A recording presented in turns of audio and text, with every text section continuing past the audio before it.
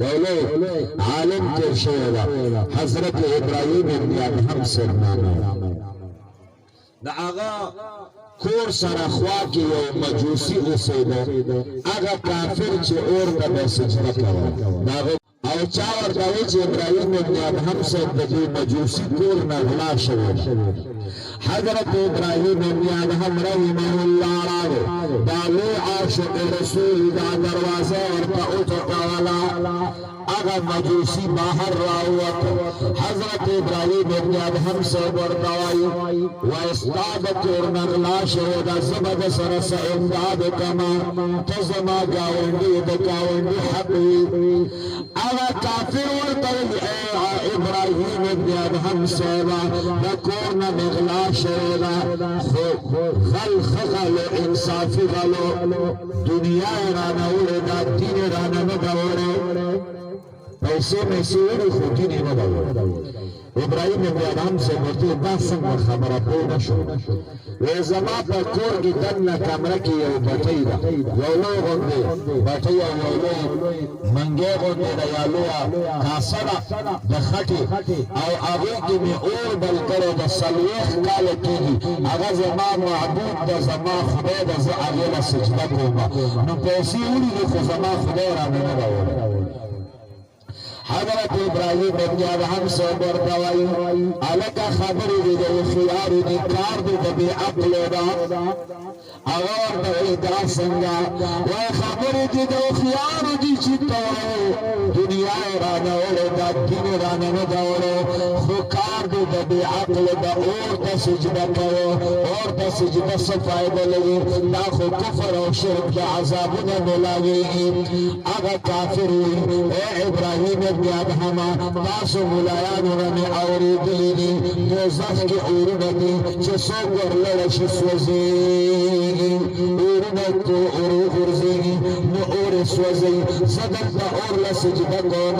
د دې دپاره چې اور سره مې اشنایي جوړه شي تعلق او دوستانه مې جوړه شي که زه بیا دوزخ کې اور ته وغورځېږم چې اور مې نه سوځوي حضرت ابراهیم ابن ادهم ورته وایي څومره وخت دې سجده کړې ده وایي 40 کاله مې اور ته سجده کړې ده وایي راځه مات بوځه ابراهیم ابن ادهم یې کور ته راوسته هغه کوټه کې چې د ده 40 کاله اور بل شوی ده ابراهیم ابن ادهم ورته وایي لاس وله ورله هغه مجوسي چې اور ته لاس یوړو بېرته یې رالرې کړ وایي لاس مې وسوځېده حضرت ابراهیم ابن ادهم ورته وایي 40 کاله تا د دې اور سجده کړې ده بیا هم در سره دوستانه نه کوي سوځوي دی ابراهیم ابن ادهم د مدینې د جانان عاشق رسول ده هغه ورته وایي زما دې په الله باندې قسم وي یو سکند مې اور ته سجده کړې نه ده او نه به یې وکړمه اوس ورته ګوره لاس یې په اور کې کېښودو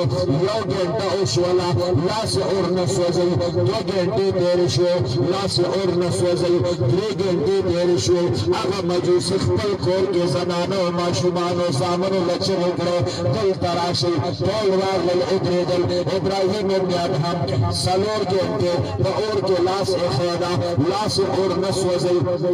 4 ګنټې پسې لاس را اوسته هغه مجوسي ته یې لاس را سره میلاو کړه هغه چې ورسره لاس میلاو کړه د ابراهیم ابن ادهم لاسونه د واورې نه زیات یخ شوي هغه مجوسي ورته وایي ما ته هم کلمه ووایه ټول کور ماشومان زنانه ټولو دا کلمه وویله چې لا اله الا الله محمد رسول الله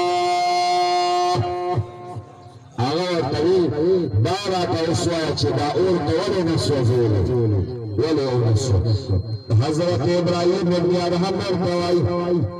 زما په دې زړه کې د محمد رسول الله صلی الله علیه وسلم کلمه ده د نبي علیه السلام محبت ده د چا په زړه او په خوله باندې چې د محبوب نوم وي هغه الله د دوزخ په اور نه سوځوي نو د دنیا اور به یې څه وسوځوي د محبوب عاشقانو له الله مقام ورکوي خو د محبوب محفل کې چې چا لږه حاضري کړې ده الله ورته ډېر لوی مقام ورکوي بدر کې دا یو لویه غزا شوې ده او یا کافران پکې ختم شو او یا کافران صحابه ونیول او جیل کې واچول او پدې کې یو لوی پهلوانو په مکه مکرمه کې عمر ابن وهب نامه هغه مکه مکرمه ته راغی ډېر خفه او د ده یو زوی وهب ابن عمر هغه صحابه ونیول او په جیل کې مدینه منوره کې بندي دا عمر ابن وهب ډېر پهلوانو بیت الله شریف ته چې راووته صفوان ابن امیه ورسره ملو شو دواړه کېناسته ورته وویل چې زه محبوب نبی کریم علیه السلام مبارک او صحابه موږ له شکست راکړه نو ما له دنیا کې زندګي خوند نه راکړه دې پهلوان ورته ویل عمر او که زما بچي واړه نه وی او قرض را باندې نه وی نو زه به تلم او نبي علیه السلام به مې شهید کړی محبوب علیه السلام مبارک پسې به تلی وما شهید کړی به مې صفوان ابن امیه ورته وایي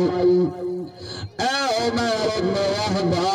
څومره قرضونه دي 10,000 درهم قرض در باندې وایي دا 10,000 درهم قرضونه به دې خلاص کړ 10,000 درهم پیسې به دې بچو له خرچه کېدم او 10,000 درهم به تا له خرچه درکړم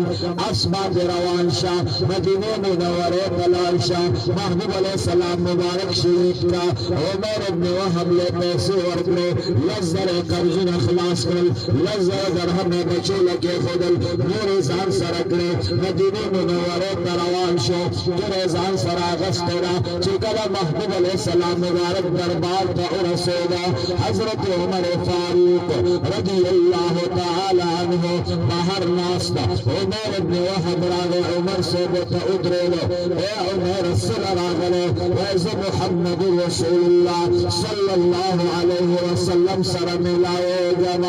عمر فاروق رضی الله عنه دننه لاړو اے محبوب علیه السلام عمر ابن وهب راغلی ده محبوب مې ورته فرمایي مال راوله وایي قربان توره ورسره ده نبي علیه السلام ورته وایي سره د تورې مال راوله عمر ابن وهب راغی نبي علیه السلام مبارک ورته وایي څه راغلی توره یې لاس کې ده وایي اے محبوب علیه السلام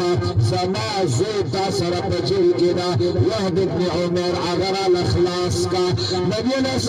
السلام ته فرمایي نه رښتیا راته ووایه څه دپاره راغلې وایي زه خلاصوم وایي نه رښتیا راته ووایه وایي همدې دپاره نبي علیه السلام ورته وایي نه ای عمر ابن وهب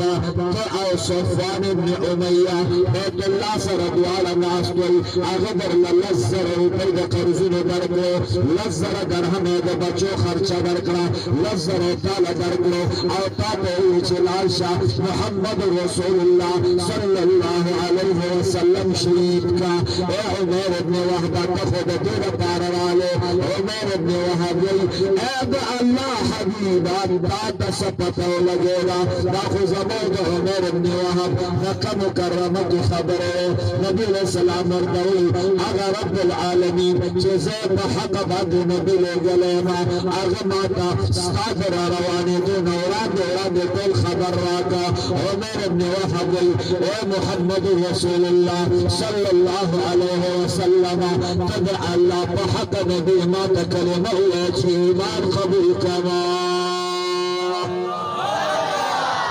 کلمه یې صحابه دي د زوی جیل کې دغه ولا راوړل وهب ابن عمر ای چې کله راوستو نبی علیه السلام ورته وایي ای پلار او زویه دواړه ځئ کور ته پلار زوی ته وایي ای بچیه ای وهب ابن عمر لاړ شه مکې مکرمې ته او د مکې خلکو ته اعلان وکړي چې عمر ابن وهب زما پلار د محبوب علیه السلام مبارک په دربار کې خادم او غلام شولو د نبی علیه السلام مبارک د محفل د دوه منټو د حاضرۍ څوک چې محبوب علیه السلام مبارک ته په غلطه اراده راغلي الله له ایمان ورکړی چې چا غلطه اراده کړې सुमरा आई करीम की अज खजाना गैब कब्र तरसा वजीफा खोरदारी दोस्तान रा कुजा कुनी महरूम क्योंकि बादुश्मनान नजरदारी इमाम सादी से वही करो अबू लहब कुरानी काफिर बा और आगा चे महबूब अलैहि सलाम पका मशपा दुनिया तर आगले और पका मरज बांधी नो आगा यंज आजाद करे वा आगा पा आजाब की अल्लाह आसाने वा वली पा कबर के ए दुश्मनान लग मदीने द जानन व खातिर फायदा रसीन व हाशकान लखब अल्लाह दे लो फायदा